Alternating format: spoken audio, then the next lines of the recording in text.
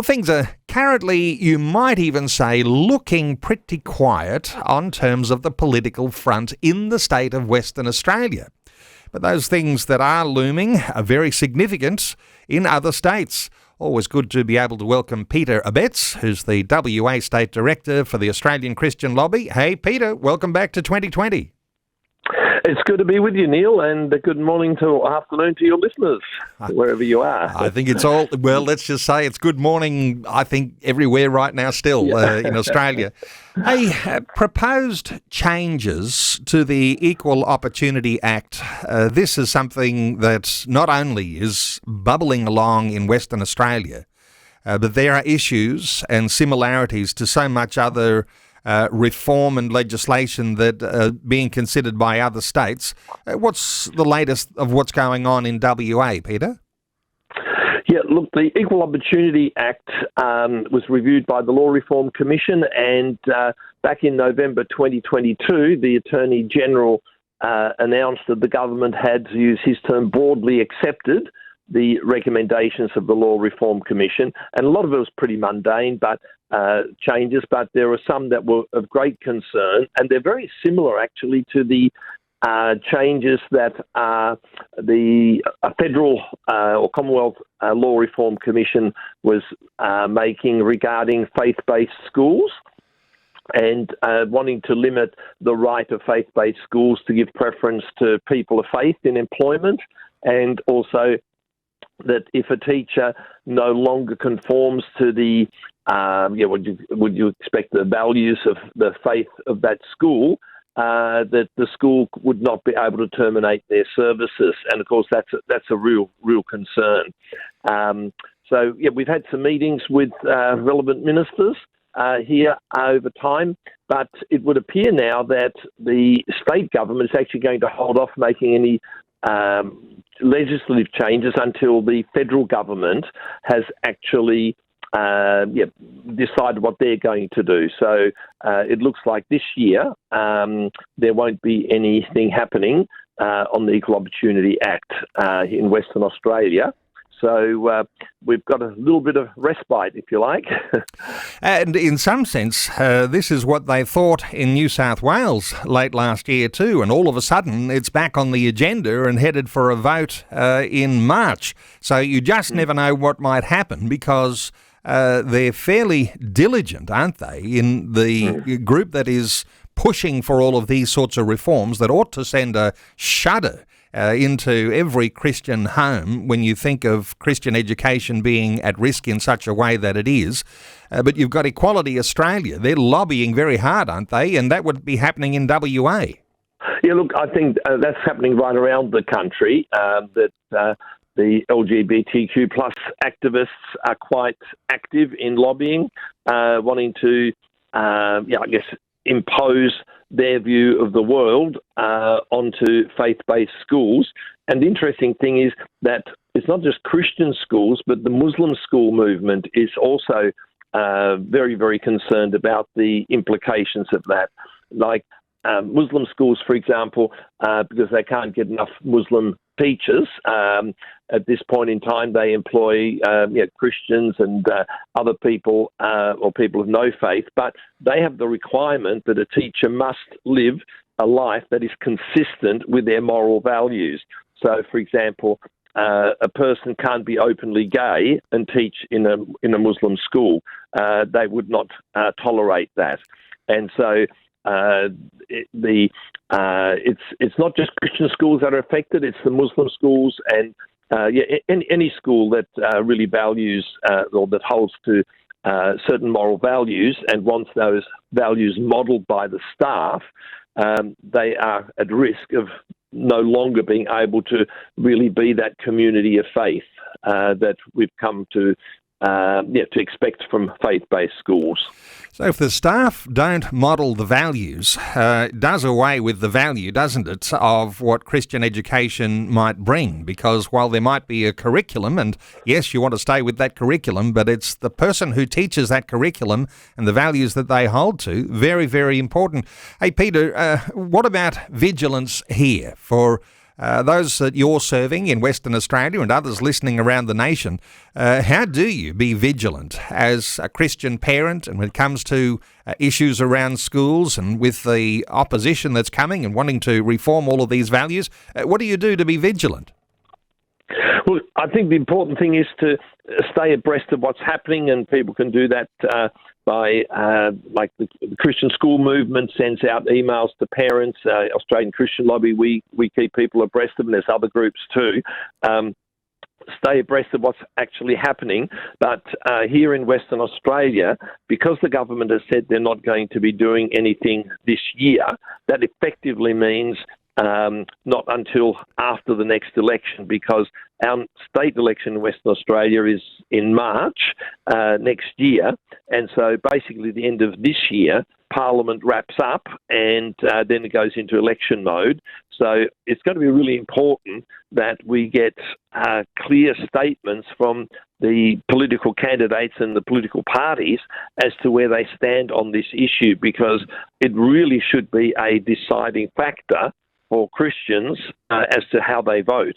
And I suspect it will also be a very significant influence of how the Muslim community people would vote, because for people who value faith-based education, not to be allowed to give preference to people of your faith in employment at the school, and not being able to require staff to adhere to the values of your faith, that really becomes problematic. Special honour to you, Peter Abetz, because what I've noticed over the years, and I'm sure your colleagues would agree with this, Peter Abetz is always on the front foot. You know, we talk about, being on the back foot. You're in defence mode. There's always a front foot initiative from the Peter Abetz that I very much enjoy talking to and getting an update on things that are developing in Western Australia. Hey, on front foot initiatives and things that are also brewing in WA, the conversion therapy legislation. What's the latest on what's happening there in Western Australia? Look, we really don't quite know what's going on there, because the government did commit at the last election that they would introduce so-called ban on gay conversion, the legislation to ban that, and the LGBTQ plus activists are pretty irate, and they're lobbying pretty hard and using the media to remind the government of that commitment, because the government at this point hasn't actually moved to do anything in that space. Now, I requested to be involved in the stakeholder consultation process. Some of your listeners may not be aware, but the normal way that legislation is developed is that the minister responsible, he decides this is roughly the sort of direction we want legislation to go, but then they have stakeholder consultation where people who are going to be affected by the legislation are invited to provide comment or sit around the table and talk about what the impact might be and things perhaps to avoid, etc. And so I've requested to be noted as a stakeholder in the consultation process, and I was told that nothing is happening as yet, and that was very late last year. So I'm just not quite sure whether the government's actually going to get to do that still before this election.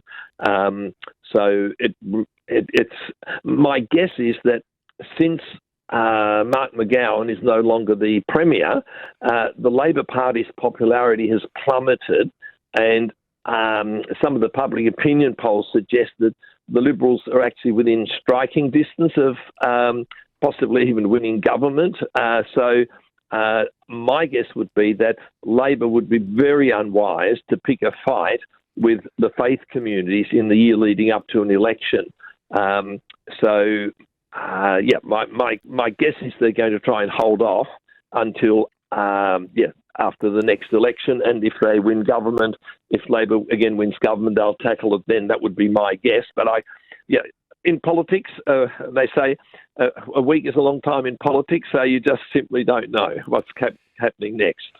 And if there is a holding off, I imagine the Christian might think that is good news. But others might be saying, well, maybe holding off what might be inevitable. But this is the interesting thing that you just drew significant attention to.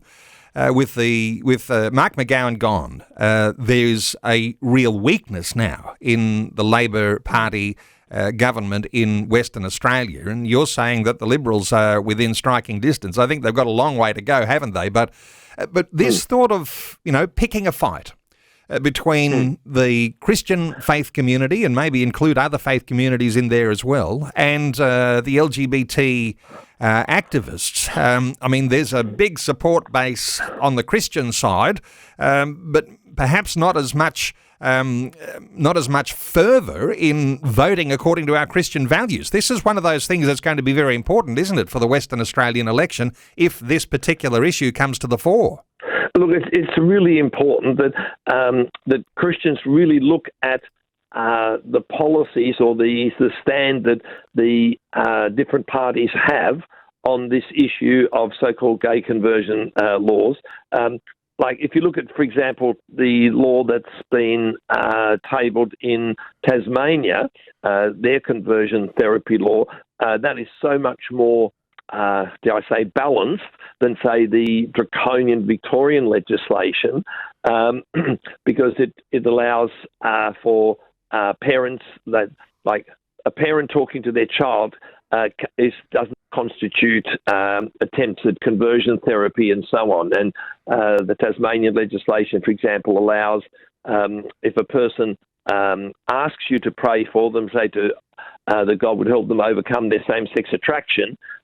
In Victoria, you can go to jail if you meet that request, whereas in Tasmania, according to their draft legislation, you wouldn't. So it really, it'll be very...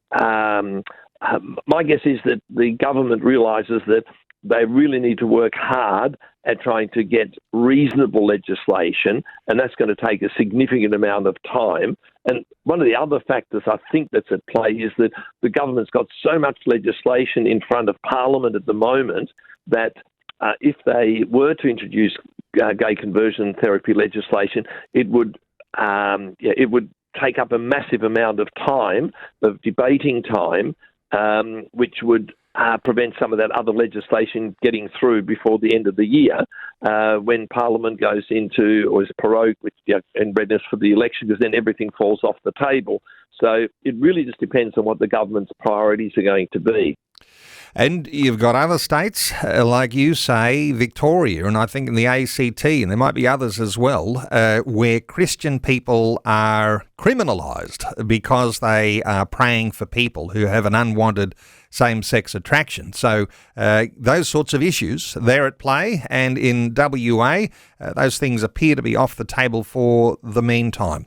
Hey, Peter, some of the other typical sorts of issues that Western Australian listeners might be interested in. You've been following along some of the stats for the hospital system in Western Australia. What does things look like there?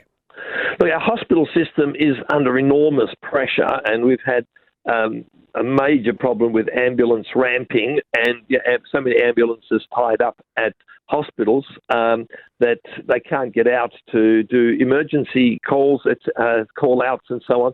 So that's a real issue.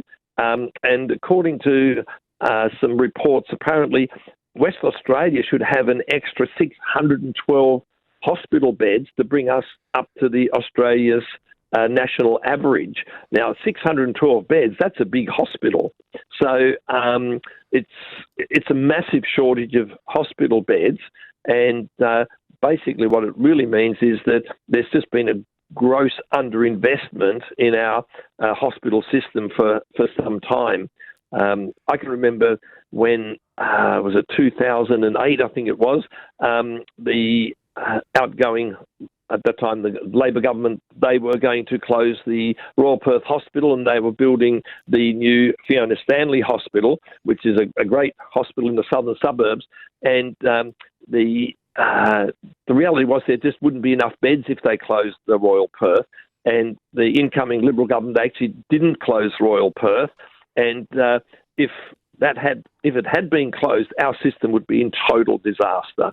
So really what needs to happen is either each of the hospitals needs expansion, or they actually need to build a whole new hospital somewhere to give us sufficient hospital beds. And mental health hospitals too. There's one there in Western Australia that's closed down, despite the fact that there's a huge need for mental health beds. What's happened there? Yeah, look, unfortunately what's happened is I'm not sure, Bethesda, I think is how you pronounce it. It's a private, not-for-profit group. They built a $60 million facility in the southern suburb of Coburn, a 75-bed private mental health facility. And 9 months after opening it, they've announced they're closing it. There's a twofold reason. One is not being able to get sufficient psychiatrists willing to do the inpatient work, and that's a real problem. There's a massive shortage of psychiatrists in the country.